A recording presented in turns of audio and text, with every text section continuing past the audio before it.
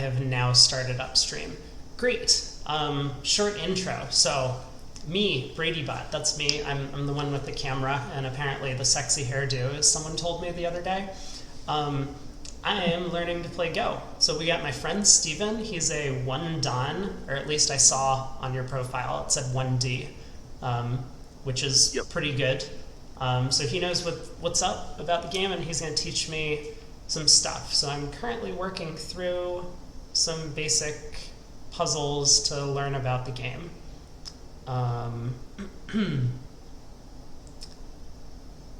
So here, I mean, I would go here, but I haven't really calculated everything out yet. Because if white plays somewhere else, I have to then like place another thing, they can capture me, then I go again. It feels like it's a little complicated, but I guess I would do this. Yep. It also kind of feels like I should just trap this guy, but I guess I'm not supposed to. This is the thing that like I don't understand about the game. Like I get scared when people like invade my territory, and so I just start chasing them. So I guess I'm supposed to do this and then just like that. Cool. Yep. Capture the white stones before white can form 2 eyes. Yeah, so I'm familiar with the eyes terminology, but I don't really know how to do it. I mean, there's just a lot of calculating. So maybe it'll be helpful to demonstrate like. Oh, so like if I go here, I can demonstrate what an eye is, because then they'll go here and they'll have these like 2 places that I can't. Yeah. So okay, sure. So if I go there, then so they get this little surrounding place, and I can't place a dude here unless I capture all of their guys. But they also have a place here, and if you can like ever form a, I don't know what it's called, territory or group that has 2 of these places, then it's uncapturable. And then we would say that it's alive, and Okay. And so that's very, very fundamental to Go, because at the end, we won't necessarily like play until every single intersection is occupied on the board. We're gonna play until both sides are like, okay, I can't improve my position, and then we'll agree which structures are alive and which are dead. And you get points for all the living parts of the board that you have captured, basically. Right, but it's like minus the stones that you've placed, right? Well, there's 2 different methods of scoring, and the one that I think is like easiest to grok is you get point for every stone you've placed, and for every intersection that you've surrounded with only your own stones. And that's called like Chinese style scoring or area scoring. And then there's Japanese style scoring, which comes out to the same in well-played games of Go, where you are counting instead only the surrounded intersections, but then also the stones that you've captured from your opponent over the course of the game. Got it. And so it works out to the same thing. That's a lot of words. It's a lot of words. Okay. Yeah. 1 critical move to keep this group alive. I mean, like visually, it makes sense to me to place a stone here, but it's not like intuitive. I guess I just haven't played enough. So the answer is right, and the reason is because if you don't play there, then you will forever lose the ability to separate the internal area into 2 different like sections. Because if white gets to play at e5, then there's no, it's 1 eye, not 2 eyes, if you see what I mean. Yeah, because I would have to like waste time capturing the thing, and that would reduce the size of my territory, I guess. Well, you would be dead, in fact. Yeah. Okay. Well, that's a thing, I guess. Yeah. Okay. Right. So I mean, B1 does what they ask me to do, but what I would always ask is like, can I go D1? And I don't think it works here because white could play at B1. Is that the idea? White plays it B1, and then black can never make two eyes and is fully surrounded at this point. Like, can never escape. Mm. And so Okay. eventually black will, yeah, be captured if that happens. Right. Yeah. Protect my territory from white.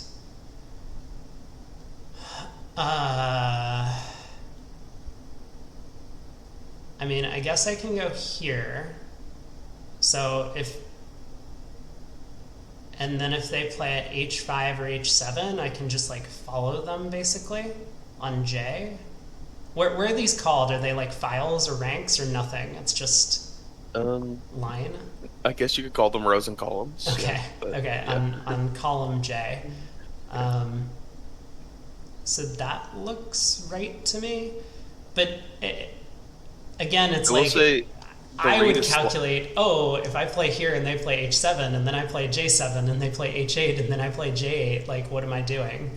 But yeah, I Yeah, in guess- fact, that calculation is wrong because you would lose your 3 stones that are on the G line. Oh, right, yeah, see? So Yeah, I would have to so- go, like, h8 or something. That's right, yeah. And then they go j8? The J7 captures the invading stone and the invasion's over. Ah, okay. Yeah, but this is complicated, man. Sure. Okay, One thing that's apparently- good is that you're like reading ahead. Yeah. Yeah. You know, I figured as much as a chess player that you would already have the knack of that. End the game. When you don't think there are any more good moves to make, to end the game, both players pass their turn. Click pass to end the game. So let's see. Do I not think there are any other good moves? Well, I can't really go here. That would like capture my own guys.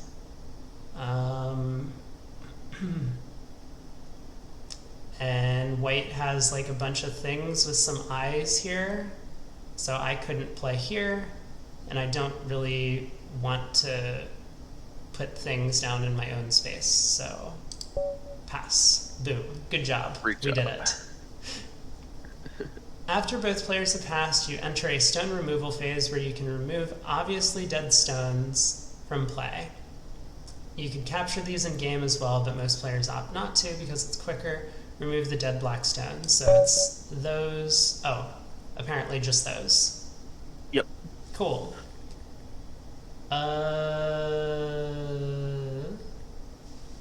Play This it. is a Oh, very funny way to say this because I wonder what this means to you. Like, where would you place this? Yeah, exactly. So that is like by far the worst move in Go.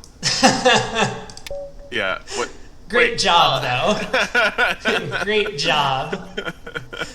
Yeah. Play on the right side of the board, not in a corner. Let's go here. Wait, what? No, what did I do? It's too close to the corner. Go can be played on any side, but the most common, play on the right side of the board. Play on the right. What? I think that it counted that as in a corner. Also, it's possible that this one isn't allowing you to play on the first line. Oh no! What did I didn't mean to. So it says not in a corner, and you keep playing in a corner. I didn't though. M12 is not a corner. Well, yeah. So the region that like would be described as the corner is like 4 lines worth. Oh, Yeah. it's this square? Yeah. Oh, they should have said something. Yeah, they definitely should have. Yeah. Oh my god, everything's so tiny. Also, I wonder if this is viewer friendly because this board is really fucking small. Yeah, I hope it doesn't stay this small for this little like Tutorial. intro course, but Yeah. it'll be larger when we get to real games. Right, You right. could also Yeah, no, try I- just zooming in. Yeah, I tried it with the real games and the board was like all over the screen, which was fine. Yeah. Okay. I will note that there are several circles on the board. These are star points. They're not particularly special, just useful for orientating yourself with the board. It's like the F and J keys on the keyboard. Play on Yeah. a star point. Boom, right in the center. Yep. Ladders. This zigzag pattern is called a ladder. Capture the white stones by continuing the ladder.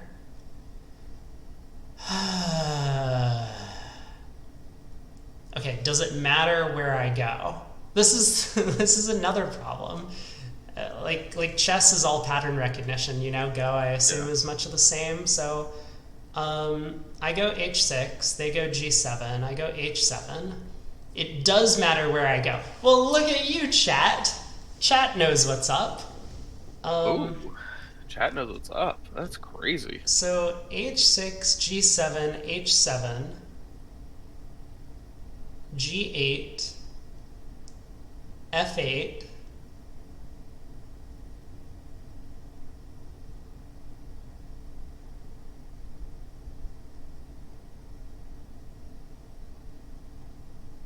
h5. Oh, Yes, but something that's worth pointing out is that, yeah, as you ladder someone, you leave behind a bunch of stones yeah. that if they, exactly, you're seeing the move. Like if white plays g4 at any point, or, you know, equivalent moves, then the ladder gets exploded. Mm-hmm. And so one of the key things that's true about the ladder is that it only works because you put the player one move away from being captured, which is called Atari, Yeah. the whole way until you ram them into the edge of the board. Right. Yeah, so I guess the point is white has less space going to the right than they do going up, so I should be going g7, at least So no, if you intuitively. one thing you'll notice is that if you play there and then white plays h6, Yeah. white will have 3 liberties, which is too many. You Right. need to bounce them between 2 and 1 until they're captured. Between 2 and 1. But why is Yeah. 2 okay? Obviously, everyone in chat is telling me. Yeah, so the reason 2 is okay is because you can always reduce that back to 1. Mm-hmm. If ever white has more than Oh, if okay. ever it's white's turn and they have more than 1 liberty, then they can cut at like g4 and explode the whole ladder. Yeah. Got it. Okay, so that does make sense, right? So g7, h6 gives them 3, and then I would have to spend 2 full turns, but I don't have enough time. That's right. Do you call it tempo in this game or not? You could call it that. Yeah. Okay. It's I don't know that that's a common term, but you could call it that. It makes sense that way. Right. Okay. It's so- usually just like you don't have enough liberties. Yeah. Mhm. We have lots of Go players in chat. Why is it called a Nice. ladder and not stairs? I have no idea. Yeah, I don't know either. Okay. So, okay, h6, g7, h7, g8. Right, but isn't that the same problem? Oh, we do a zigzag. Wait, it's even called a zigzag. I Yes. probably could have learned about that. Okay, I figured it out. Nice. So here you do actually have an option. Now you could play h8 instead of j7. Yeah, And that's considered slightly better technique to get them to the edge as quickly as possible. Hmm. But it doesn't really matter. Either move is totally playable. Yeah. Right. And then this is irrelevant. You can pick whichever side you want. Yeah. Boom. Very Easy. nice.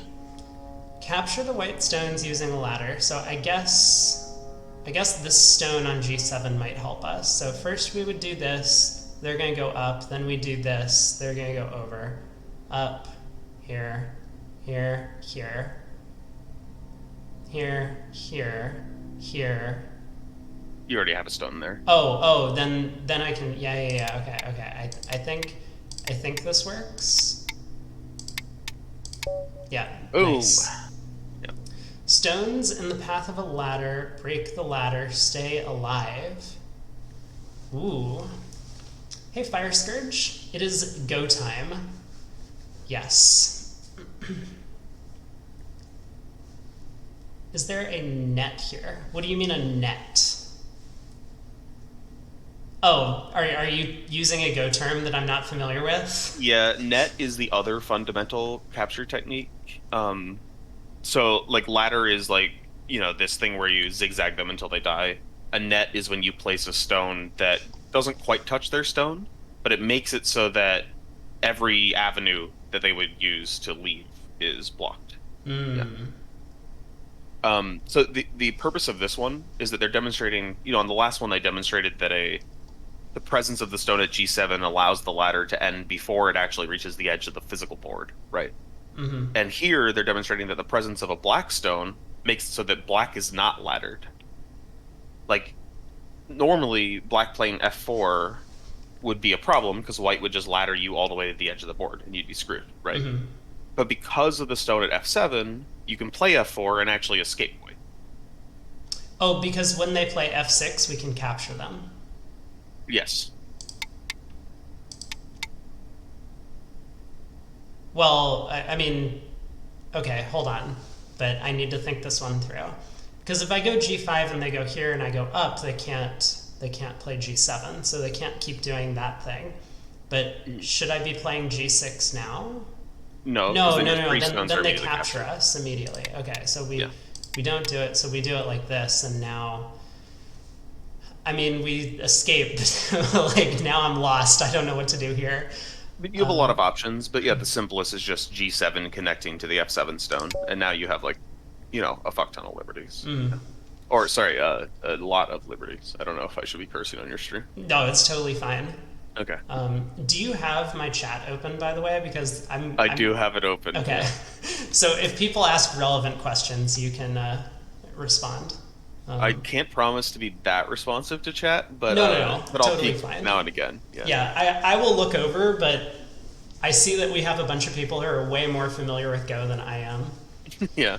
Snapback seems like a more advanced tactic than they should be giving me this early. Maybe. This But is it's snapback is really painful if you get hit with snapback without ever having seen it before. So I think it's nice to at least see it one time, even if yeah. capture the two white stones at e3 and e4. Just here to cheer me on. Well, I appreciate it. I approve of all the support that I get. I wonder for some of my more frequent viewers whether or not this is a super enjoyable experience, seeing me just be god awful at something. I bet it is. Yeah. Yeah. I hope so.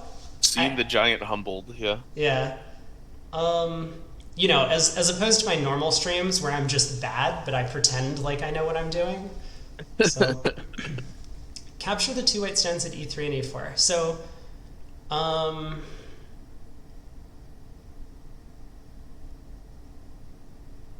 so if I play f4, they can take me, Mm-hmm. and I can't take them back. Why not? Isn't that the rule? You can't, See, capture a thing that was just captured? you're talking about the co-rule. So the co-rule only prevents you from capturing back immediately to repeat a board position. So that generally Okay. only applies if you're capturing a single stone. Okay, got it. So f4, f3, f4 is a legal move. Yeah, because that board position is fresh. Yeah. Rule is more like can't repeat a board position. Am I usually a chess streamer? I'm usually a bridge streamer, although I have streamed some chess recently. Okay, so we have new people in the chat too. People that came in off of knowing that it was Go. That's awesome. Oh my god, this is like the most viewers I've ever had. Amazing. Okay. Sick. This is wonderful. I guess we have a lot of Go enthusiasts. No, there are some returning viewers who are more of my general bridge group, but Gotcha. we do have some new people for sure. So Awesome. welcome in all new viewers. Yeah. So if I were to play f3, then they can connect up, but I should be playing f4. So I do this like Snapback. the snapback. Yep. Go and Bridge in the Netherlands have the same mother organization. Wow. That's kind of cool. Yeah. One of my really, really good friends from Bridge is from the Netherlands. We do have a Danish junior player that shows up from time to time. I don't know if he's here right now. Steph. I'm sure people from the Netherlands would be delighted to know that one of the first things you thought of when thinking about the Netherlands was Denmark. Did I? Sorry, Dutch. Dutch. Oh my god. Yes, wonderful. And Bridge Junior is less than 40. No, and Bridge Junior is less than 25. Nice. Good snapback there. Yeah. Okay. So basically, I mean, the idea is just we can't let them escape, so they can't connect. So if I go here, it captures this stuff.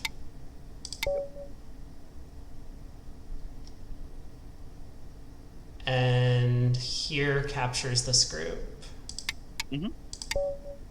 And then white pig-headedly throws an extra stone in just to test if you pay attention. Yeah.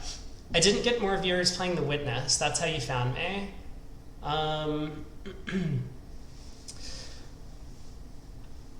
I got some. I mean, I did get a few raids from some pretty big streamers. Well, relatively big speaking streamers. You know, like I had some raids of like 30 or 40 people from playing The Witness. Most of them didn't stick around. But, yeah, I don't know. I mean, I've definitely had like 30 viewers from time to time, especially when I'm doing commentary for some of like the national championships or world championships for bridge stuff. Nice. And I guess weekends are a better time for people as well. Save my group. Oh no. Well, I can't go here. I can't go here. So those moves are out.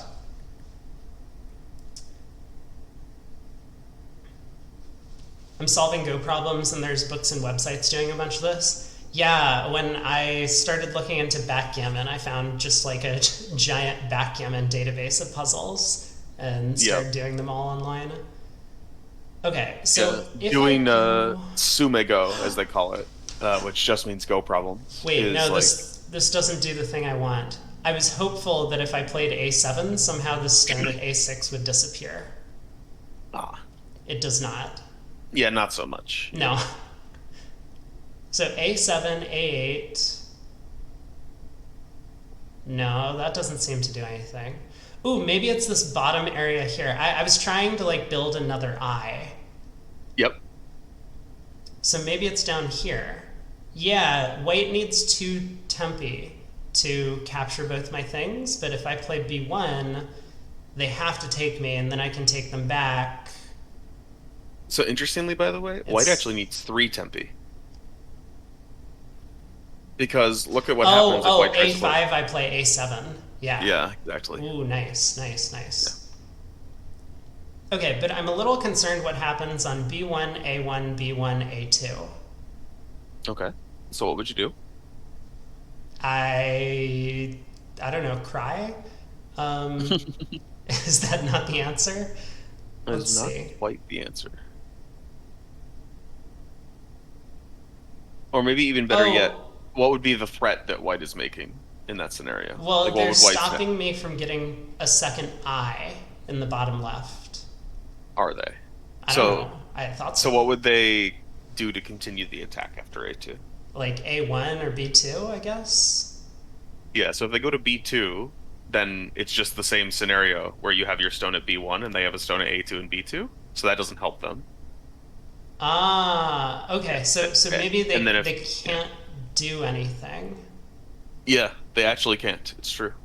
Oh, well, that's kind of cool. Oh, well, obviously the puzzle just ends there. The puzzle stops earlier, yeah. Right. But it's very good to be looking at what happens if white plays A2 next. Yeah. And the answer is indeed that it doesn't help white attack you. Yeah. Capture the 4 white stones. Okay, well, pattern-wise, it kind of seems like D5 would stop them from connecting.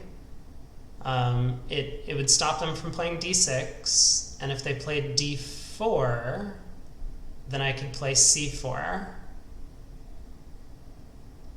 Am I losing something in this scenario? It doesn't look like I'm losing something. Oh, I guess they could take me with D6, but then I could take them back. So, yeah, that looks right to me. Yep. I said C4. Am I sure about this? I'm pretty sure. Boom. Nice snapback.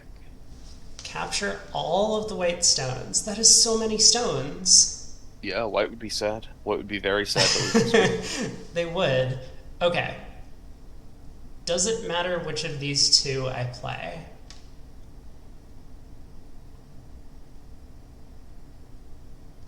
So if I go A7, they go A9.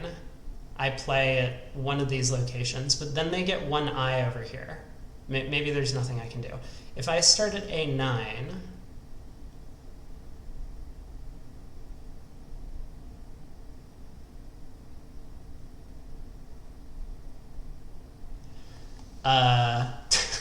okay, hold on. Let's try this one again. Because now I'm thinking A7 might be right. Yeah. So I do agree with KFP that this is the hardest problem they've given you so far. So it is number 7 out of 7 in the Yep. snapback chapter. indeed. Yeah. So I start at A7.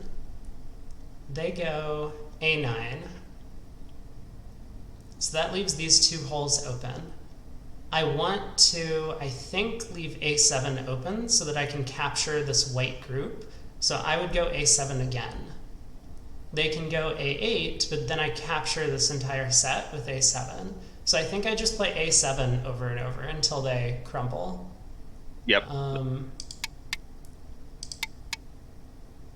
Okay, I hadn't really considered this problem, but I think I can go A8 because they're basically forced to remove their own eye. Like if I were to play B6, they play A8 and then they have 2. Well, what would happen if you were to play B6? Oh, it would be illegal. That's also true. No. It would not be illegal. Wait, In fact, what? A8 is illegal. Oh, Because A8's illegal. Oh no. Yeah. Oh, but B6. Oh, this whole thing is surrounded. The Oh whole my thing god. is snapbacked. Yeah, Oh my god. Okay. We figured it out together. Seki. Sometimes you cannot capture, but you can prevent from being captured. Save your black stones. So Really? it looks like if I just go G1, then if white tries to play here, I can capture their group. Yep. And Okay. so that if you go back to that for a second to look at it, like look at the result, Yep. this is Seki or it's mutual life. So both like after you play G1, Yep. the 3 white stones and the 4 black stones that are like in there Mhm. sharing 2 liberties are both alive. Yeah. Yeah, and like because neither player can make any progress towards capturing the other. Right. Yeah. And so Yeah. that's what this whole section's going to be about. Yeah. Cool. Right. So similarly, when I was looking at this, it looks like I can do that. Same thing. Save my stones. They don't even tell me what color I am. Oh, but when I hover over the board. Okay. I am black. I think black is just the first to play in every single one of these problems. Got it. Yeah. You want to compliment me how fast I grasp new concepts? I mean, I have played a lot of games, and I have been very good at a lot of games. So, although I think I've played a little bit of Go before, not like full games or anything, but I've seen a couple of Go positions. So it's not like I'm completely brand new to it. But thank you. So again, similar. It looks like if I do this, so the idea basically is that we have like our entire set is connected, and there's like 2 open spaces, at least so Yes. far. Yes, that's all the Sekis they've showed you so far follow that pattern. Yeah. Okay. So here,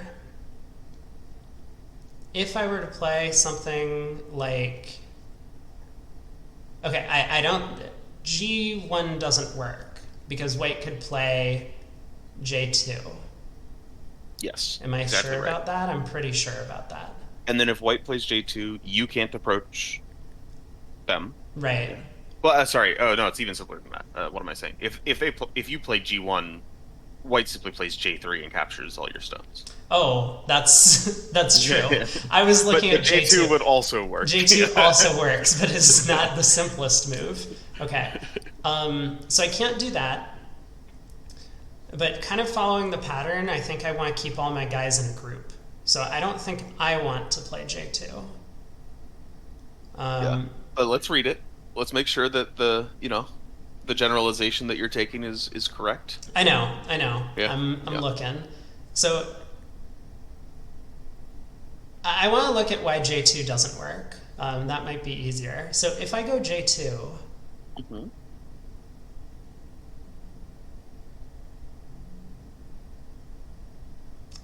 let's say they play J1, I capture them, and then they play H1. Is that a problem for me? It is not. Because you can just capture that stone again. Or ignore it. Right. Yep. So J2, J1 doesn't work. J2, similarly on G1, I can just capture them. So I could go J2, I guess. The J2 definitely works. So then, does your first idea, though, does your first idea J3 work? Or is there a Yeah. refutation? Good question. So J3, because I was just looking, like if I play J3 and they play G1, then we have this like 2 open space thing and it works. But J3, Does it work? So if you play J3... oh, maybe it doesn't because I don't have enough eyes. Yeah. But why is that? Okay, hold on. So this is a different style Seki than the previous two.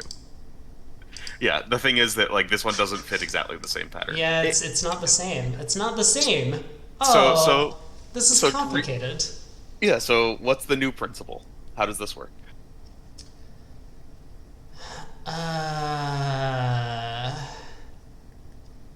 Corners make weird things happen? That is Fire Scourge's opinion, yeah. I'm not sure if this is exactly a corner special situation, but I guess so. It's easiest to set something like this up in the corner. Yeah, I'm not seeing it. I will have to look at more positions.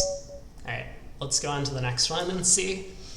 The fundamental thing that was happening there is that both sides have 2 unremovable liberties, which results in life. Like that's the fundamental thing that causes a Seki. That's the fundamental thing that causes life in Go. Is if you have 2 liberties that your opponent can't take away from you.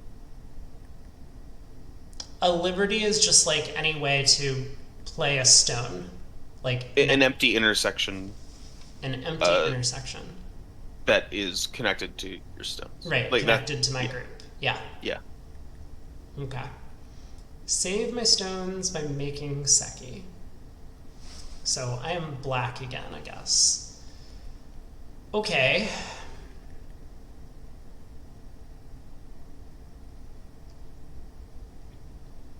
Well, so if I want to play inside here, I could do that. Like, I would also be looking at, like, G2. Is there any way to capture these guys?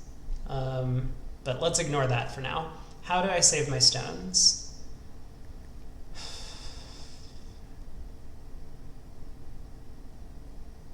So if I play H5 and they play G5, oh, then I can capture their entire group. Aha. So H5, G5 doesn't work.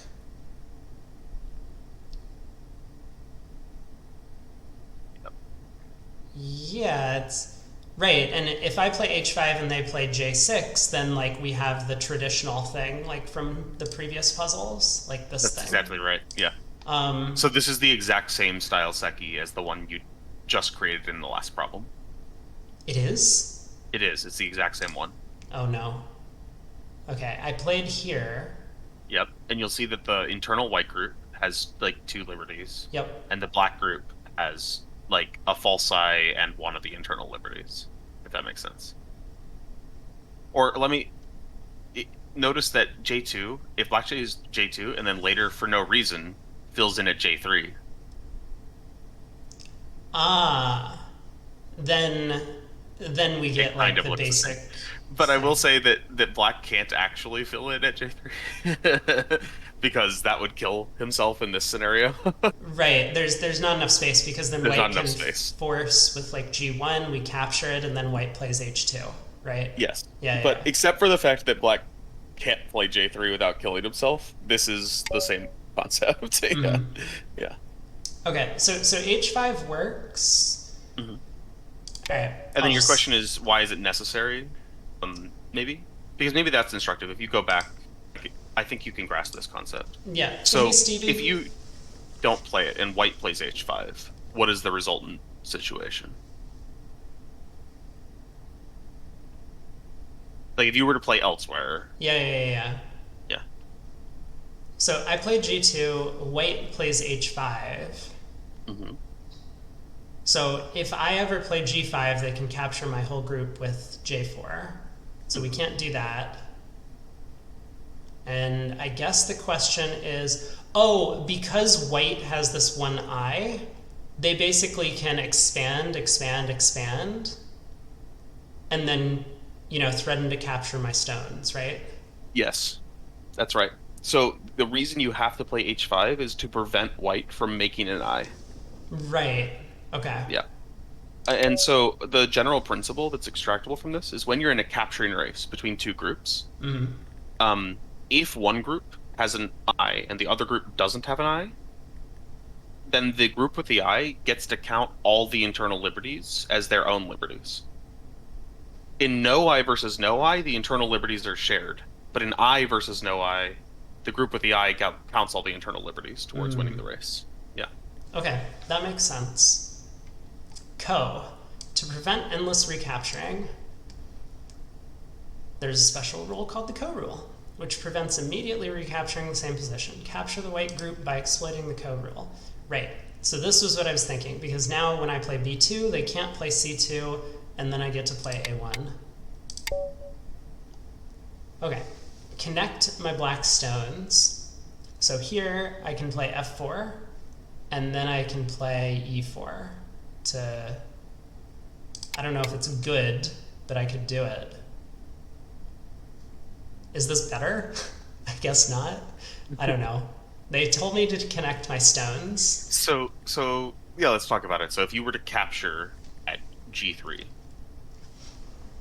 then there would still be this co-situation where white can capture at E4 and you can't capture back immediately, Mm-hmm. separating the top three stones from the bottom five stones, right? Mm-hmm.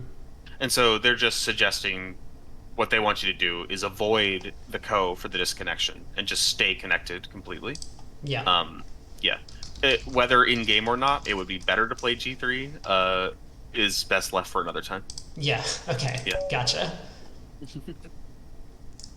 Capture two white stones by exploiting the code rule. Well, this threatens... It's like a fork. I can fork the f5 and f3 stone. Yeah, that's true. Boom. Yeah. And by the way, the concept of a fork in Go is called miai. Mm-hmm. Just any time that you have two options, and if your opponent takes one option, you'll take the other, Mm-hmm. is called miai. Yeah. Cool. Uh, as a fun, like, historical note, Go was first invented in China, um, a long time ago, thousands of years ago. We don't know exactly when. Um, it's also very commonly played like all over Asia now. Um, and the names for different like things in the game are completely different between Korean, um, Chinese, and Japanese. But the English-speaking world, the Western world in general, uses all of the Japanese terms because that's where the cultural exchange first happened. So when Mm-hmm. you hear terms like Atari for a single liberty left, if you had learned Go from a Korean person, they'd call it Dansu instead, you know? And like Miai similarly is a Japanese Go term, and so on and so forth. But anyway, Cool. yeah, Cool. Good history lesson. So I've decided I'm going to play a8. So I think this is what you're talking about, where it's like, if they take my thing on a8, then I can... So they apparently just captured my stone by playing a3. So I okay, can't just go a4. But if I threaten them with a8, they like have to deal with this, and then I get to come in. exactly so. I think. I Yep. guess a8, a9, a4, a6. Oh, but then I can play a8. Yeah, I guess we're good. Bingo bango. Beautiful. Sweet. Oh no, what did I do? Ooh, You finished. I have achieved some stars. Great. Yeah. So now it's up to you how you want to do this. We could. So it's very traditional, like for your first game to play on like a 9x9. Um, we could play a teaching game that way, where like we just sort of discuss all the moves, and like the point is not like me trying to beat you. The point is me trying to like explain the game to you, basically. Mm-hmm. Like, which would be a good way to do it. If you wanted, you could also just dive in and play an online opponent, and then I could help you review the game. Whatever sounds like more fun to you. Um, yeah, let's do a. Hmm. 10 seconds per move. Alright, let's do it. Wait, how do I. Hold on. 9x9, blitz. Wait. Am I turning things off by clicking the. Game started. Whoops! You have a game. Here we are. Alright. Time to click some things. 10 seconds per move. Let's go. Yep. I think I've heard that getting the outside is good. You don't say anything, but Yeah, I won't give advice. I'll only review. Yeah. um ha.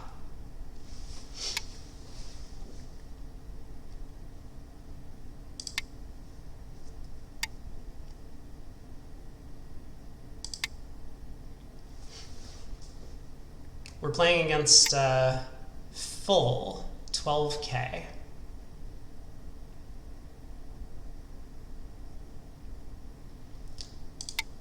At some point, you should explain Byomyi. Yeah, maybe you should. Okay, what am I doing? Oh, Byoyomi, is this even a Byoyomi game? Like, what is the time control? If it's on OGS without you setting anything, it might be a Fisher style time control. Hmm. Oh no, it is a Byoyomi. I see it. Okay. Yeah, so the way it works is that after you run out of main time, where you each started with 5 minutes of main time, then you'll have 30 seconds for all subsequent moves after you've run out of main time. 30 But you also have 5 30-second periods. So if you like take longer than 30 seconds on a move, you'll lose one of your 5-second periods. And then if you take more than a minute, you'll have lost 2 of your 30-second periods. You see what I'm saying? But if you play within 30 seconds on each of your moves after you run out of main time, you will never run out of time. Yeah. Uh-huh.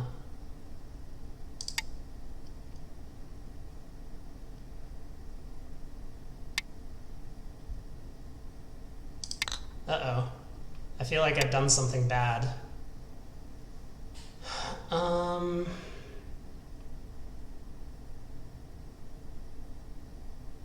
That's a good point by Jin in the chat and having bot in your name, because there are bots on the site that people can play against, and they all have bot in their name, or most of them have bot in their name. Mm-hmm. So people might well think that you are a bot, and then be kind of surprised to find out that you're a person. Wonderful. Oh no, Yeah. this is great. That's exactly what I had hoped for.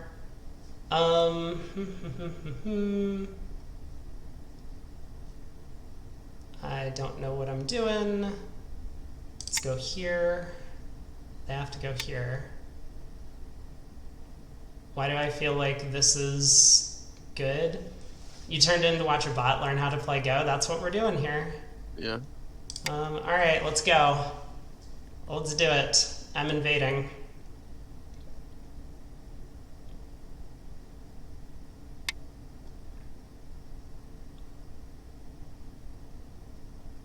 I feel like I have already made a mistake. Maybe I shouldn't have invaded.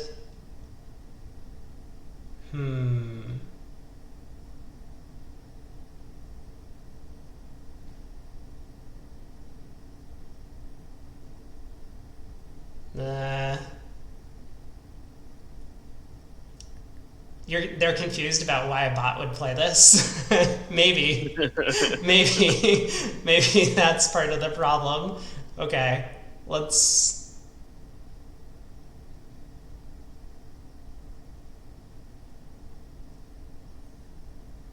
I don't know, let's go here.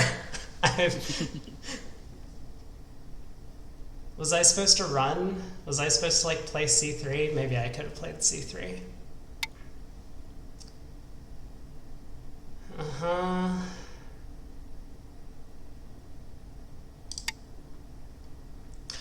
Wait, can I capture them if they play j1? I guess I can. White doesn't see it either. Doesn't see what? Oh, that my thing is trapped? Yeah, that might be true. That may well be true. You're gonna have a fun time reviewing this one, I think. Yeah? Yeah, That's yeah. good. That's good to know. Oh no. 2 minutes. I'm not using any of my fundamentals. Should I be using fundamental? Probably.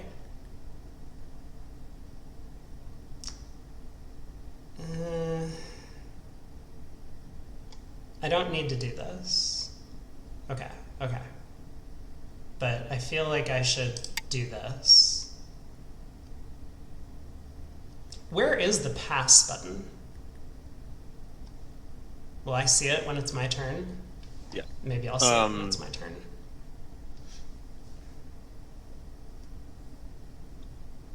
Yeah, I literally forget where it is. I just know where, like that's subconscious information. That's not, yeah. Got it.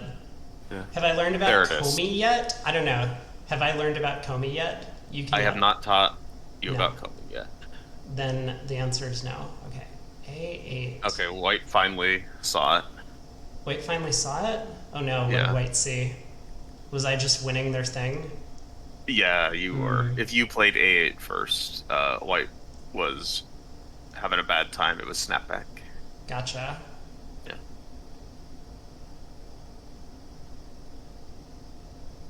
Alright. I'm invading again. Let's do it. So let's go this way.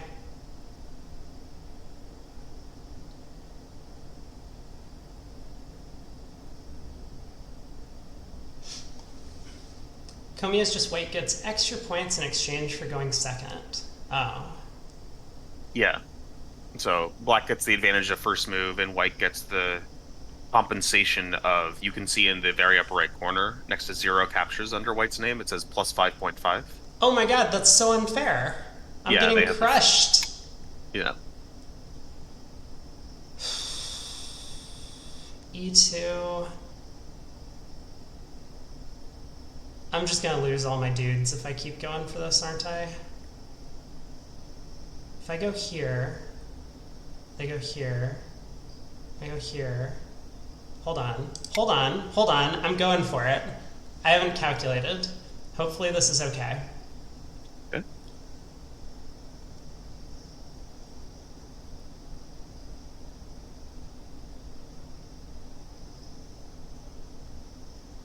No, this is not okay.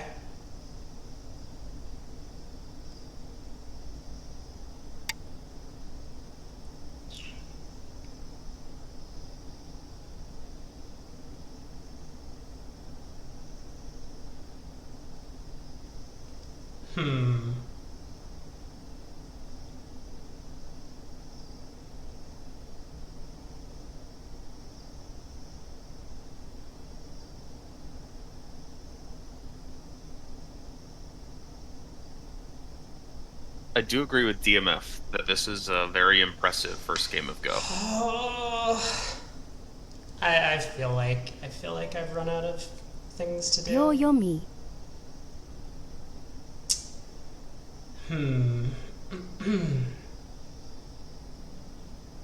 Can't go here. Pass. I guess I will pass. I don't know. Remove the dead stones. Yeah. Except remove stones. How did we do? I have no idea who won. Wait, what did I do? I think White edged you out slightly. White It's a pretty wins. close game. If not for No. Comey, like you had White beaten on the board, but White won because of Comey. No! Which is really impressive, given that this was your first game. Or one of your first games, I'm not sure. Yeah, I don't think I've ever played a full game before. Wow. Okay. Well, would you like to review it? Sure. Yes, Okay. GG's. Hey, Octarine Flex, welcome in. How do I do that? Um. So yeah, we'll have you lead the review. I think that's the good way to do it because that'll be much more engaging for the stream. Learn. So, Watch, on the right do. side of the thing, when it pops out, you can click like review this game. Review this game. Boom. Review started. Okay. I guess these are the moves. So we go here. Yep. Cool. And let's there's a lot of different successful ways to review. Why don't you lead the review so you can stop and ask me where you have questions, and we'll do that. And then if there's something that I feel like I really should point out, I'll jump in. Mhm. Yeah. Okay, so I think I've heard, and maybe this wasn't from a reliable source, that getting the edges of the board controlled is more important than like getting the center controlled. Is that true? That is accurate. That is more accurate on a 19 by 19 board than it is on a 9 by 9. If that makes sense. Okay, Yeah. But that is accurate information. Yeah. gotcha. Okay, so that's kind of And why so I let played me this. let me explain that concept a little more clearly, which is so the way it's typically presented is that corners are better than sides, which are better than the center. And if you think about what it takes to surround territory in each of those locations, if you do it in a corner, you only need to surround two sides because the board provides the other two sides, right? Mhm. If you do it on the side, you only need to surround three sides because the board provides the fourth side. And if you try to surround territory in the center, you have to surround all four sides of it. Mm. So it's just much, much, much more efficient to create territory in the corners than it is in the center. Mhm. Yeah, that's the idea. Cool. Okay. We played some opening moves. I didn't really know what I was doing.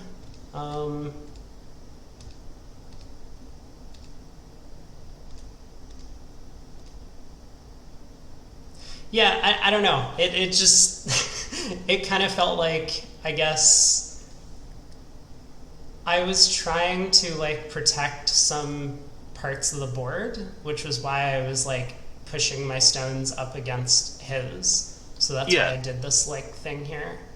Yep. It was a good Um, move. G3 felt really slow to you. I'm sure it was.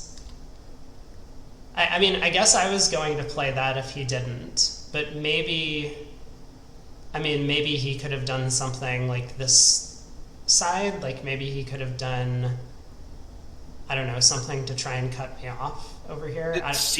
C5 is the bigger move for white than G3. Mhm. Like, getting into that upper left, which is a wide open area that neither side has claimed. Like, whoever plays C5 first is going to win this game, basically. Mm, Yeah. got it. So the instinct of the chatter is correct. G3 is wrong because that lower right corner is much smaller of an open area than the upper right corner, or the upper left corner rather. Cool. Yeah, okay. Okay, so he played G3. What did I do? Right, I kept like. I guess it was just like part of it's timer. I was like, Yeah. felt pressured to just make quick moves. But Yeah, you're also, playing a blitz game. yeah, I was just like, well, it looks to me like we're fighting for this area of the board, so I may as well like throw an extra stone in this area. But you're telling me that I should. Yeah, very often in Go, you gain an advantage by being the first person to like go somewhere else. Because as you keep playing in a local area, it's very common that the value of follow-up plays there keeps decreasing in size. Not always. Sometimes sometimes they get huge. Like when you make an Atari on someone, that's a gigantic threat. They shouldn't ignore it, right? Cool. But a local move that isn't a big threat, the more you play in an area, the more that it tends to be smaller and smaller bits of the board you're fighting over. So Right. it's a hard instinct to gain, but exactly, yeah. Going back and playing C5 makes white's like you can sort of see just looking at this board, black is laying claim to a much larger area than white is, and white is going to have to invade the top side in some way to have any chance in this game. Yeah. Yeah, because I was worried about moves like this or something. Yeah. But I guess that's just less important. Less important, yeah. Yeah. But I mean, white can play that move. You're not wrong.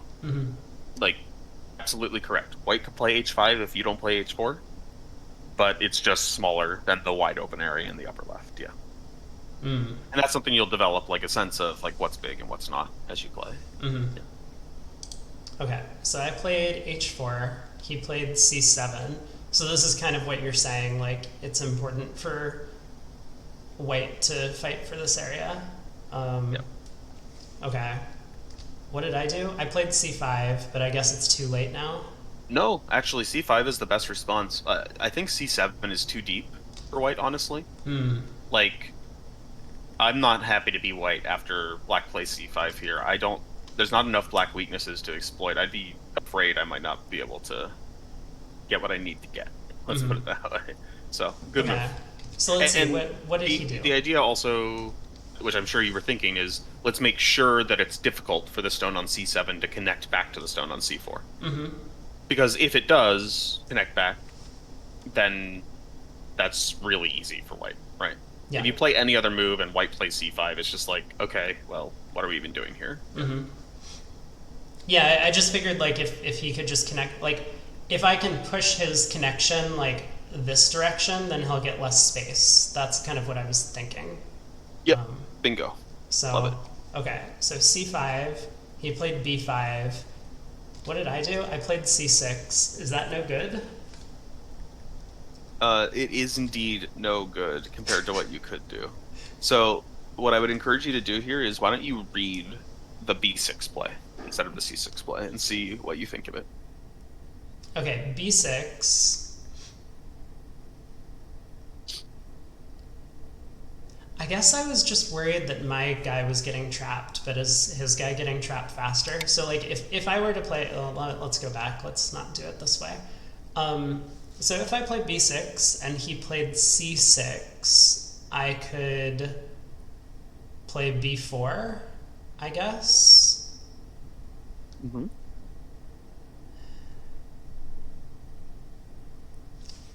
Oh, and this is where like the number of liberties comes into play. So he has one liberty, he can go to a5, but then I can chase him, and he once again has one liberty, and so I capture his guys. That's right. Yeah. Okay. So b6 is pretty devastating. b6 prevents the c7 stone from connecting back to the main group, whereas playing c6 allows it to connect. Yeah. Right. Yeah. Like, I would have calculated this in a longer game, but I just didn't have the right instincts, I guess, here. Okay, so b6 would have been the play, but not b4. b4, he could then play, like, a4, right? And that's bad? Well,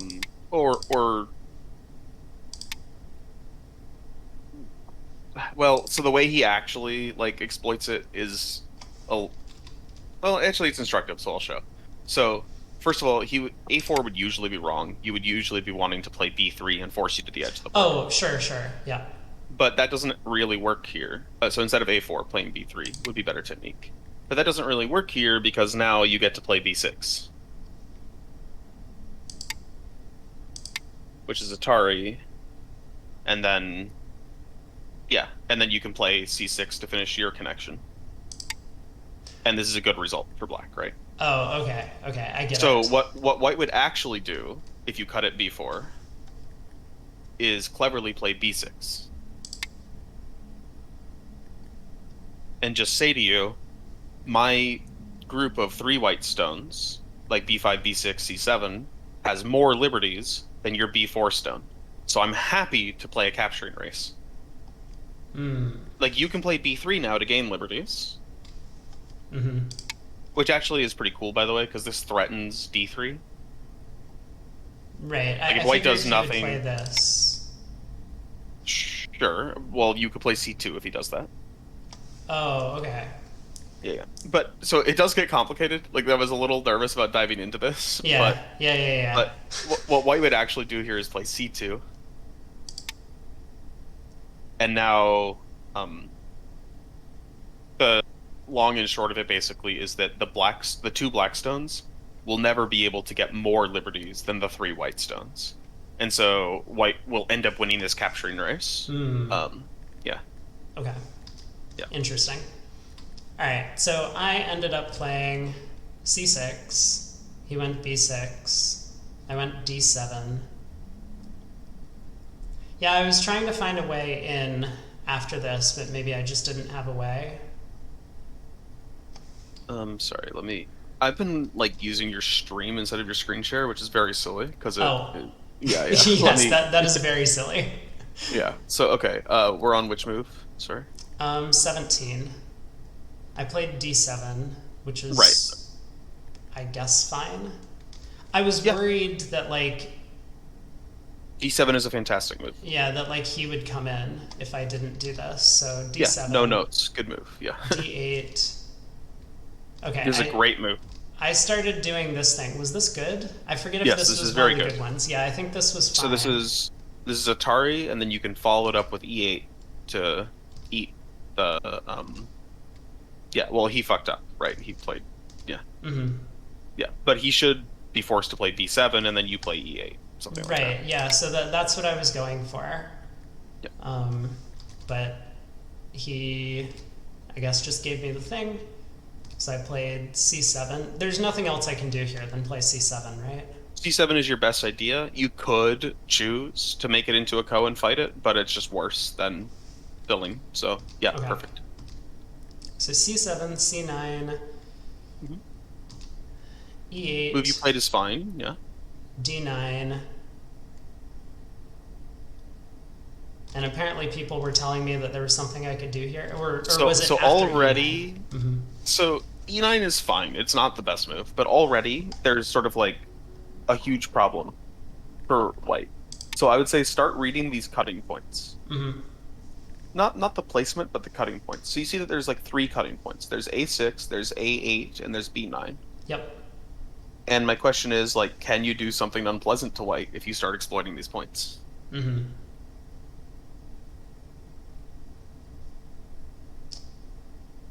I just didn't see anything because I got captured and it looked like he was building eyes. So So- this didn't do anything Yeah, for me. but now play E9. Now play E9. Oh. Yeah, and that's a connect and die. Oh. See, okay, here was my problem on this. I saw that he had two eyes, but I didn't realize that they weren't like interior to his like group. Yeah, those are called false eyes. These that he has here. Okay. Yeah. Do you want a rule of thumb for identifying false eyes? Sure. So the way it works is that there's four corners for any given eye, and you have to actively control 3 out of the 4 corners for it to be an eye. So on the edge of the board, you have to control both corners. Basically, it's the way that works for your opponent to not be able to exploit any. Okay, what do you mean by corner here? Yeah, what I mean is like, so okay, the eye at B9 has 2 corners. It has A8 and it has C8. And White would have to control both of those locations in order for it to be a real eye. But because you have a stone at C8, it's a false eye. Oh, like the diagonals. The diagonals, yeah, that's what I mean. Got it. Got it. Okay, interesting. And an eye out in the middle of the board, which would have 4 diagonals from it, you can afford to give up control of 1 of the diagonals, but not 2 of the diagonals.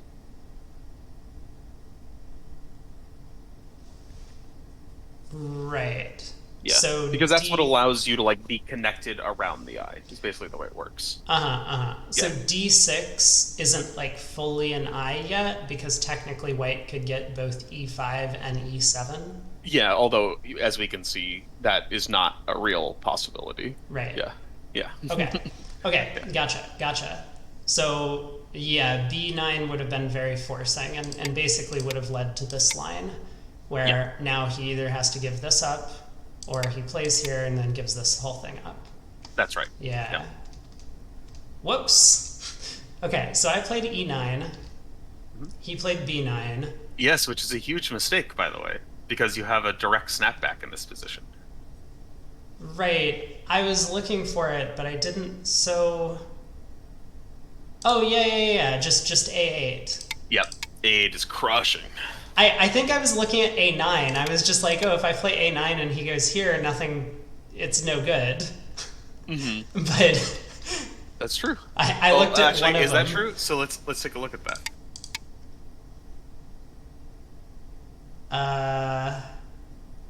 Okay, and so now what if you were to, like, say, cut at a6? Yeah. And then cut again. At b4. At b4. Oh my god, dude, that's so many moves. Okay, b4.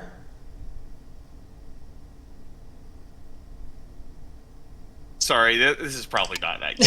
this is not going to help. But okay, so I Yeah. played this. He played this. I don't. I have done something wrong. I should not be showing you this. This is silly. This is gonna. Okay, This we're is useful, but yeah. it's useful in a really, really indirect way. Like yeah, 5 cuts we're going later, back. you're We're gonna going get. back. Okay, back to the game. Back to the Right. game. So he Yeah. played b9, and I looked at the move that I suppose works, but only if I Yeah. calculate. But a8 is very forcing. Yes. Indeed. That would have been much better. Oopsies. Okay, what did I do? I played b4 immediately. Which actually is Ah. totally fine. Well, it's probably totally fine if I still saw a next move, right? Indeed, yeah, exactly. Yeah. I might have been thinking along these lines with the a9 move. This could be why I played b4. So he played b3. I think I gave up at this point. I didn't. You couldn't see the way to proceed, yeah. Yeah. So I played h3. There wasn't anything with b4, right? I mean, assuming I don't see a8. Yeah, if you never see a8, there's nothing. Yeah. Or there's not enough of something for it to be worth talking about at this level. Right. Yeah, because it looked like I was just one tempo too slow to capture anything. Okay. You can get slightly better endgame in the lower right by throwing a bunch of stones in and being obnoxious first. Hmm. But that's, like we said, we're going to skip that idea. Yeah, that sounds Yeah. good. Okay, so h3. He played h2. Okay, if we're ignoring this whole like issue up here, is what I did down here okay? Yes. Yep, you played the sequence correctly. I guess the idea is, so maybe one way to think about it is if I didn't play J2 and he played J2, I would be less happy. Yep, that's exactly the right way to think about it. Okay. So he played H1. I was concerned that he might play G4, and then I felt like I might have a lot of issues to deal with. But maybe that's just silly. I have no complaints about the G4 move. The G4 move is, if you think there's no successful invasion into Mhm. white, then G4 is a good move to play. Well, I was mostly hoping to do it and then try and do one of these, like D3 or G2 Oh, things. gotcha. Okay, But yeah. I guess none of those work. Maybe they did work and I just didn't see it. So I played G4, he plays A8, and now I went fishing with D3. Yep. And I guess this was just a little too slow.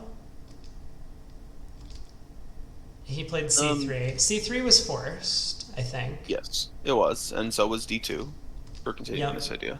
And he played Yeah. E2. And I couldn't see how to make the thing happen. It doesn't quite work. Like, is it because you I'm can too be- slow? what do you mean? Like, what like White's initial formation is just like slightly too strong. The attack doesn't work. Yeah. So, yeah, too slow is a way to put that. Yeah. Hmm. This reading is not quite right, but it's yeah. So yeah, if you got E1 here, like you suggested, Mm-hmm. then sure, White would play the thing that you suggest. Yep. Yeah, and then you would probably at that point play G2 because that is Atari or Silver Oh, Spawn. right. Yeah, because if he goes here, But wait. the thing is, like, it doesn't get anything. Yeah. Sorry. Oh, yeah. I mean, after you connect is what I was talking about. You would. Oh, You would right. make that move. Yeah, yeah. Yeah. But it's too late, right? Like, it's just not working. Yeah, yeah, yeah. There's You're always one step behind. Yeah. right. Yep. Yeah. Hmm. So was this whole invasion thing bad? Don't tell me that there were some minor optimizations. Was it just bad to go for this? No, it's not bad. So one thing that's fundamental about these kinds of doomed invasions is that, like, especially so doing them when the game isn't over yet, it can be problematic because then your opponent gains more strength and like can use it. Mhm. But like the game is ended, and so every stone you play inside of their territory, as long as they have to respond to it, you've lost nothing. It is completely free to try this. Mhm. And as a newer player, I recommend that you try it every single fucking time because you can't necessarily read it all the way to the end, and your opponent sure as hell can't Mhm. read it all the way to the end. Yeah. Oh God, I am cursing so much. I do apologize to anyone who doesn't like that on stream. Yeah, and it's just like, some people will get mad. They're like, "Oh, it's bad etiquette. Like you shouldn't play invasions that don't work." And it's like, okay, you shouldn't play an infinite number of invasions that don't work, but like. When you're new to the game, you have no idea which ones do work and which ones don't. So, like, just play them. Yeah. Mhm. And also, whether they work or not isn't relevant. What's relevant is whether your opponent can actually defend them. So, usually, the people who get mad about like the bad manner invasions are the people that like can't defend them every time, Mhm. and so they sometimes randomly lose to this invasion and go, "Oh, I shouldn't have lost to that. I hate my opponent for making me lose to that thing I shouldn't have lost to." It's like, yeah. Yeah. Absolutely. So just ignore the haters is what I would say and Yep. invade. Done. Done Yeah. and done. Okay. Well, that was the end of the game. Yeah. I guess I played some things, and my opponent demonstrated they were going to capture my stuff. And Yeah. Game's over. There- The only there- thing that was I a little couldn't do weird. this, right? Hold on.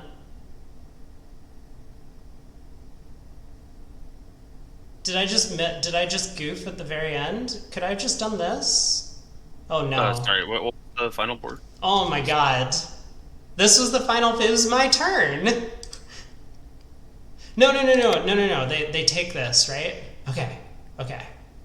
Wait, but it's not over. Is it over? It might be over. So, Yeah. So what is it? Yeah. Yeah, I looked at this because if I do this, I just keep throwing stones away. Yeah. Okay. It doesn't work. Yeah. Oh, whew, that was close. Okay, wonderful. Yeah. Sweet. Well, hey, you learned how to play Go. I You did. played a really good first game of Go, although, obviously you have some regrets about a couple of the things, I would imagine. You can always do better. Yeah, exactly. Yeah. But that, like, for a first game of Go, that was really, really strong. Your opponent had no idea at the end of the game that you were new. Mm. Your Well, opponent, like, my thinks you're opponent this also thought he was playing against a bot. Oh, that's true too. Your opponent. Yeah. But So. yeah, they say 12K. I don't even know what 12K means. So the way the ranks work is that they count down through the Q ranks. So like a 25Q is like not good, and a 1Q is good. Mhm. And then they count up through the Don rank. So after 1Q, it goes to 1 Don, and then that counts up all the way to 9 Don. Oh my god. Okay, hold on. I don't know if I should admit this live. No, this is fine. So I've heard of Dons and Q before. I didn't realize Q was spelled with a K. Oh yeah, it's KYU. Yeah. And so the concept is supposed to be that the difference in ranks is the number of handicap stones that one player should give to the other to play a nice even game. Mm-hmm. So like a 1Q playing a 10Q should give the 10Q 9 handicap stones before the game starts. Mm-hmm. And And is so that you can before the bonus for being white? So usually there's no bonus in a handicap game like that. Ah. Yeah. Okay. Like the bonus will be 0.5 for the white player. But then black will just play 9 free moves before white gets to play their first move. Yeah. And depending on what kind of jurisdiction you're in, either those 9 free moves will be in specific locations that are predetermined, Mm-hmm. Namely the star points, or you'll have free placement of where they go. Usually they just go on the star points. Yeah. And then the Oh, game starts. I thought by 9 stones you meant like 9 points worth. But 9, No. you get 9 moves? 9 moves on the That's 19 by 19 board. insane. Not on the 9 by 9 board, on the 19 by 19 board. Yeah. Isn't it still insane though, or is it not that bad? Oh, it's pretty insane. Yeah, 9 stones is a lot. But like a 1Q can pretty easily beat a 10Q with 9 stones on the board. Hmm. Yeah. There's other ways to handicap the game. Someone in chat brings up the idea of a reverse Comey, Yeah. where instead of giving the Comey to white, you give it to black and then just play a game of Go. Uh-huh. Yeah, but anyway, so that's what the ranks are meant to represent. Each difference in rank is supposed to be an additional handicap stone that you would be able to give to somebody to make the game reasonable. And so, when you think about that, the statement is kind of insane. Like, a pro would absolutely demolish me in a 9-stone game. Like, absolutely shit all over me. Mm-hmm. And then I would absolutely destroy a 10Q in a 9-stone game. Mm. And then they would absolutely destroy a beginner in a 9-stone game. It's like there's quite a large the skill ceiling is very high, just like in chess or in bridge Yeah. or whatever. Yeah. Well, I mean, in chess, there was a famous, I don't know if famous is the right word, but there was a grandmaster at my local club growing up who would give handicaps about number of opening moves, and people designed, sequences of opening moves where they could essentially force checkmate if given like only 3 or 4 opening moves. So he had to specifically say these are the only allowable opening moves for you. I see. Yeah. But yeah, I mean, like 3 or 4 moves in chess is just insane. Yeah, it's similar in Go. But there's that much skill gap is what I would say. Yeah. Yeah.